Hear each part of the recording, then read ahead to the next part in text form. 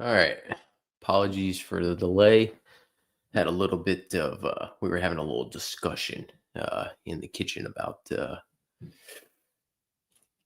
portal. So y'all know me in the portal. I do love some portal talk. Uh, but we've got probably my favorite game of the year. I do love a bowl season specifically.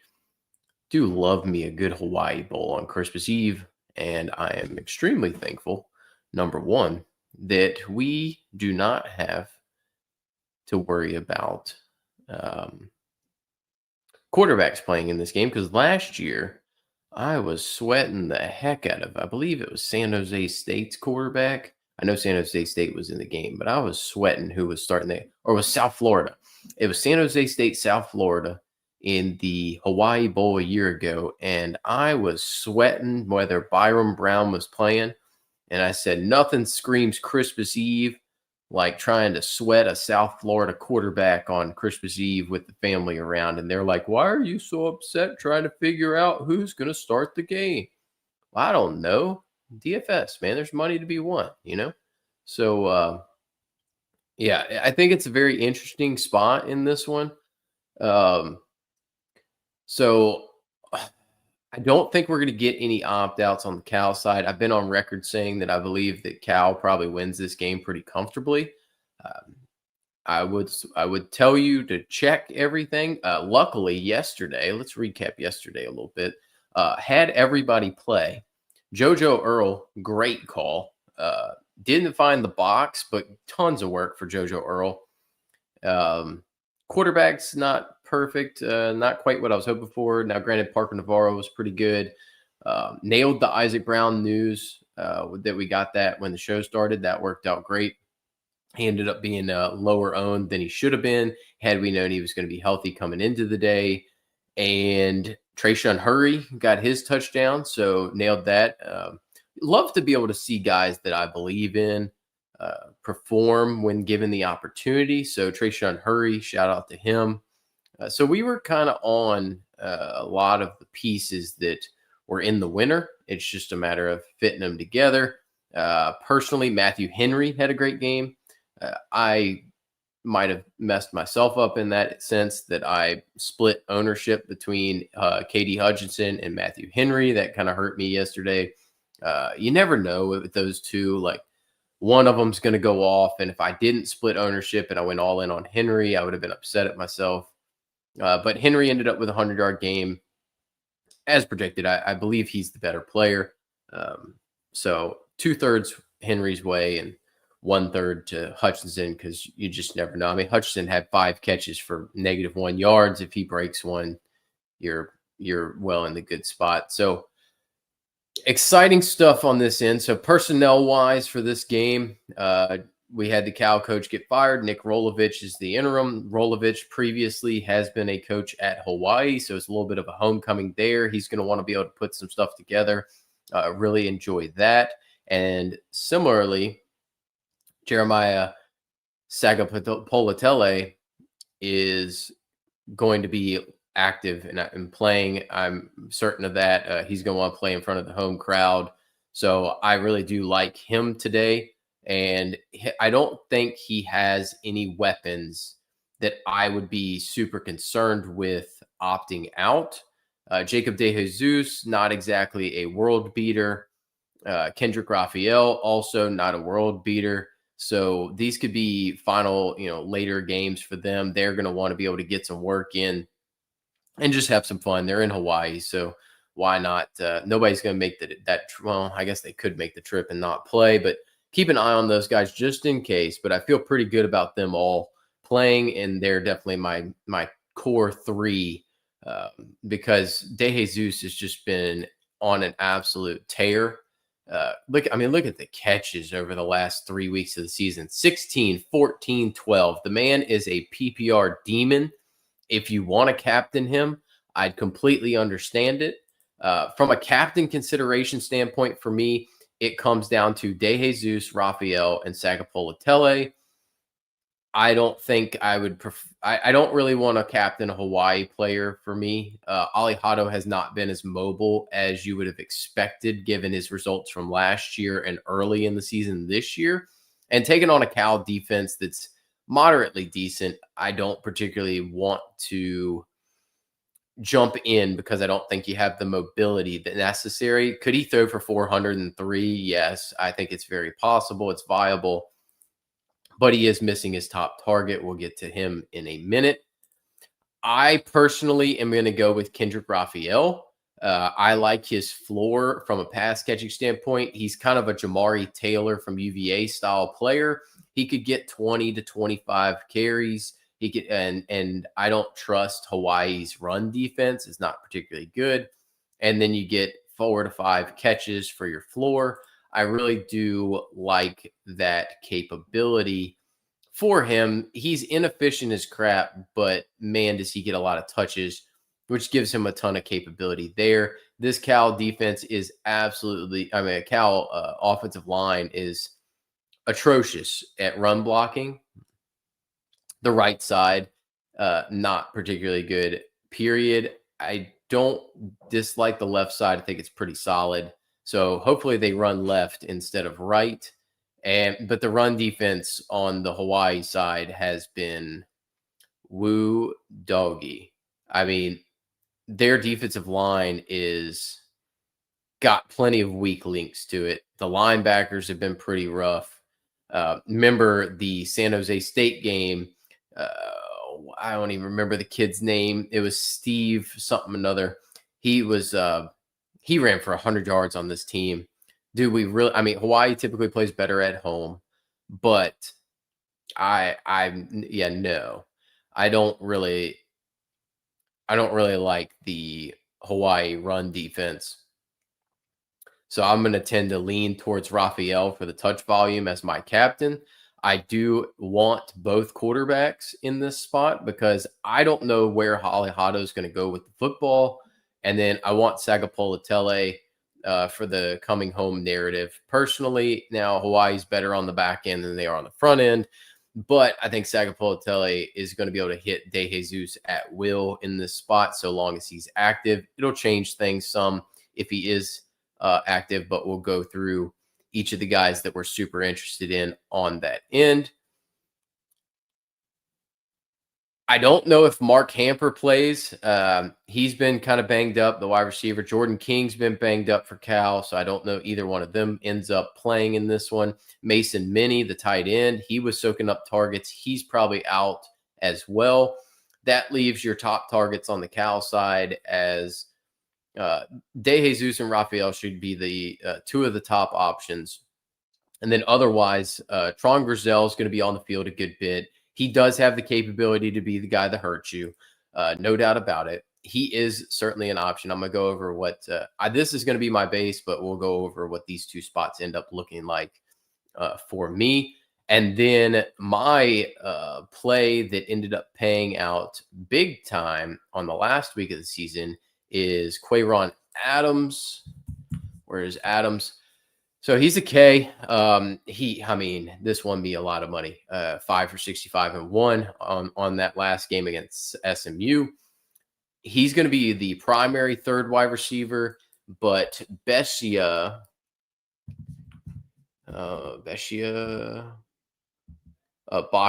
excuse me. Bashia was rotating snaps with him. He had 4 for 49 in that one. So Cole Bashia and Quayron Adams are your other two options if you want to go super cheap on the Cal side. I think that is viable. And we're going to get to why it's viable here in a minute. But I would say I'm going to want Cal firepower. I'm not going to want Cal kicker in this spot. I believe it's going to be you're going to want some firepower on the Cal side for me. Now, on the Hawaii side, I'm never particularly trustworthy of their running backs. Cam Barfield and Landon Sims project out okay. Not really a fan of Sims. I prefer Barfield if I was going somewhere. Sims gave me the blade in that San Jose State game. That was quite frustrating. and Barfield's got a little bit more pass catching volume. So if I was going to lean one or the other in this spot, it would be Barfield. I'm just not going to have the money, and I prefer to play through the Hawaii pass game, thinking that they're going to have to throw to catch up. Now, the biggest opt out in this entire game is Jackson Harris. So Jackson Harris was the very clear number one in this offense. He's now entered the portal. I personally have him as like a top 3 wide receiver in the portal, top 4, depending on who keeps entering the portal. But I would definitely put Nick Marsh ahead of him. That was pretty early days.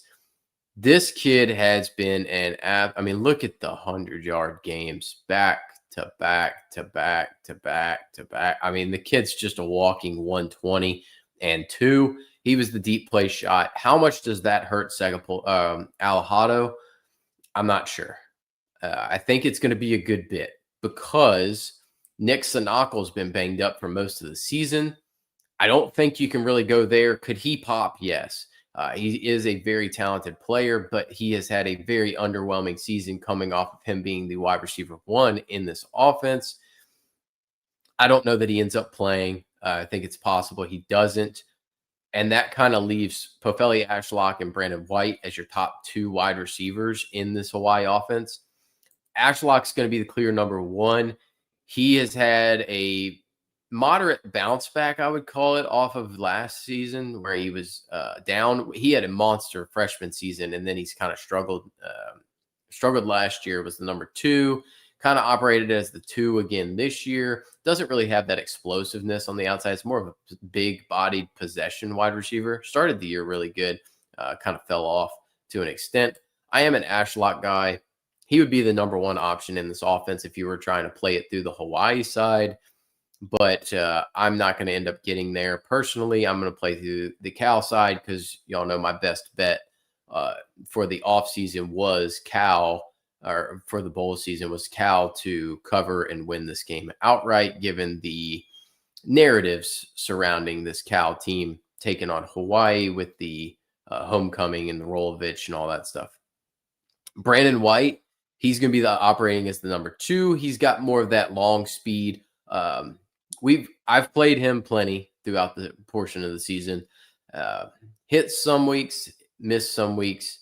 I had a really nice stretch in before he got banged up. He got banged up in that Utah State game, landed on his head and jammed his neck. It was pretty nasty looking, but came back. He had a really nice stretch though in that middle portion of the year when he was playing. More than once in these games did Alejado miss him on a deep shot. He was kind of their Dekel Crowdus from last year, if y'all remember him. He was number 1, very speedy guy, ended up transferring to Wisconsin, did nothing. Obviously, Wisconsin's offense did nothing the entire season. But Brandon White's could be your deep shot. If Alejado hits him on 1 or 2 of those, he could pay off. I would much prefer to play Ashlock knowing the guaranteed volume. But you're viable to play White if you had to. This would be a situation where if De Jesus is out, I probably end up on a Ashlock. Or if Raphael's out, I might end up swapping in De Jesus or whatnot. So it's going to be a lot of changing of pieces.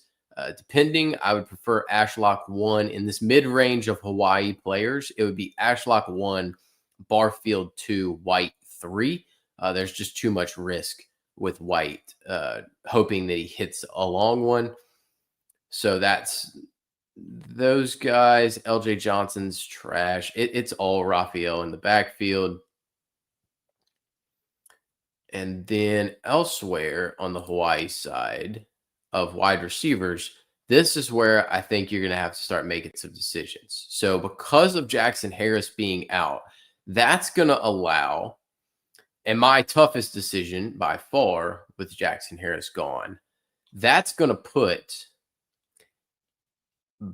one of or both of Carson Papunu on the field, who's my preferred option down here, because we've seen him kind of when these other guys were out, step up and play more snaps. I will buy Papunu as my preferred one. The other option is going to be Tama Ui Liata. He played pretty good at times early in the season, was getting more routes. I don't think that I trust him as much as I trust Papunu not to get me a 0, but this is also a viable option as a pivot for 1,600. So you got an 1,800 and a 1,600. That would be kind of where I'm looking. They project within a tenth of a point of one another. So either one, extremely viable. In my opinion, I don't particularly trust Sanakal, so I wouldn't go there. I'd be leaning on Tama or Papunu as my options to get a wide receiver, because you're going to have to play a wide receiver with Hawaii, um, just because that's the only way for you to get there. So the two ways that I'm looking at this one, and we'll get y'all out with a pretty quick thing. Sentimentally, for me, I kind of want to play the Tokyo Toe because I like the Tokyo Toe. I love Matsuzawa. What an awesome story. What a good kid. Um, Enjoyed watching him all season long. Look at the points, man. 12 points, 14, 13, 10, 14, 15. He's in play. So one way to play this is to say Alejado moves it, just kind of spreads it around. Tokyo Toe ends up converting a bunch of field goals because they love him. And if you do that, then I would go back to my guy. Oh, he's not on Hawaii. That's why. So I'm going to end up with a 3-2 split, no matter, or a 4-2 split, no matter what. You would end up on Adams if you were going to go this direction. I don't think I'm going to play this. I think it's viable. If I was playing multi-entry, this would be one of them. The other way that I would play it is, and the personal way that I'm going to end up playing the coffee corner here, is going to be Tron Grizel. So I get the 1 and 2 off of Cal with Sagapolatele. I get the 1, 2, and 3 because Raphael enters into the discussion as one. And I'm kind of hoping that Grizel just catches 1 touchdown. De Jesus catches 10, 12 passes. Raphael scores multiple times, catches 4 or 5 balls. Sagapolatele, gets there on 3 touchdowns and they score 35 points. And I soak up all the touchdown equity, which that kind of does. Alejado has to chuck it and he's moving it around. I will go Papunu, and that's my preferred build. Will that be chalky? I'm not sure, but that's the only thing that I decided I wanted to play because I want these 4 guaranteed in there. I think it's viable if you decide you want De Jesus as the captain. I think it's viable if you say you want Sagapolatele. But this is my preferred build. Personally, because if they're chasing points, then I don't think the Tokyo Toe is going to be able to get enough opportunities. What if we build Alejado? Well, you know what? Let's build something different. I'll play around with here. Let's go Ashlock. No, I want Ashlock captain. So if you were building a Hawaii keeps this thing in there close, let's go with that. Ashlock, and then you're going to have to leave out one of these guys. Maybe it's Sagapolatele. You decide he's too expensive on a points per dollar basis. You go Raphael. I would probably go Barfield, and that'd be really nice if it gave me Grizel there, but let's just say Papunu. So you got 7,800. That didn't really do much for you because you can't get, well, I mean, I guess you could do, you know what? That's not the worst play, but the problem is how do they get there? In my opinion. So like at that point, I would rather have Alejado captain. Let's say you say De Jesus doesn't get there. Let's go Alejado captain. Let's see what I can build out here. Let's say Papunu. Let's say, I mean, you could definitely get Sagapolatele there. Let's say De Jesus. Yeah, I don't love that. I don't love that. Because I can't get, because if I would go 1,000, I'd be fine with it, but I can't get to here. So yeah, it's kind of hard to build this out the way you would want. Um, for me personally, unless you got word that like Raphael was out. If you got word Raphael was out, LJ Johnson's out, then you could easily go Brandon High. That would be perfect. And then getting Brandon High would allow you to get Brandon White and something like that with maybe Grizel, maybe the Tokyo. You wouldn't want Grizel in that spot. You want like the Tokyo Toe, maybe. I mean, I just don't love this stuff. So that's where I'm pretty locked on this team from my priors. My priors say that I want this. This is my favorite. I think this ends up coming in fairly high owned. The only other difference being that I think people might end up on Yui Lada, um, Kayron Adams, or Bashia. So I think that's your four viable punts in this spot. But yeah, I think this is a fun little slate. I think you sit down with the family, you enjoy it. Maybe you get out of church and go watch this or whatever you choose to do. I've had plenty of things that we've done over the years, but in this spot, nothing like sweating a little Christmas Eve Hawaii bowl on the back end. Now, beautiful thing is on Saturday we get a 7-game bowl slate, and that one's going to be fun. So I think I am going to fire some bullets at that one. I think I'm gonna fire some big boy bullets for one of the final times because that's a 7-gamer. It's a bowl slate. I have some advantages in that. So I don't think I would fire some monsters at the 3-game New Year's Day slate, but I'll fire some big bullets on a 7-game bowl slate that I can pick and choose and kind of know who's going to be active and not. But so yeah, so I'll be back Saturday. And Merry Christmas to everybody. Enjoy the holiday. We'll be back Saturday, ripping through that, and this is what I'm going to play today. Full transparency on that. Good day yesterday. Very good day yesterday. We kind of were all over everything. Had everybody live. So let's hope everybody's live tonight while you're doing whatever you're doing right before the game time. Set an alarm 30 minutes before. Make sure all these guys are active. Kind of do a little Twitter search, and let's go to win this thing. This is a decent little slate. They did us a solid by putting up a good dollar volume game here on a Christmas Eve. So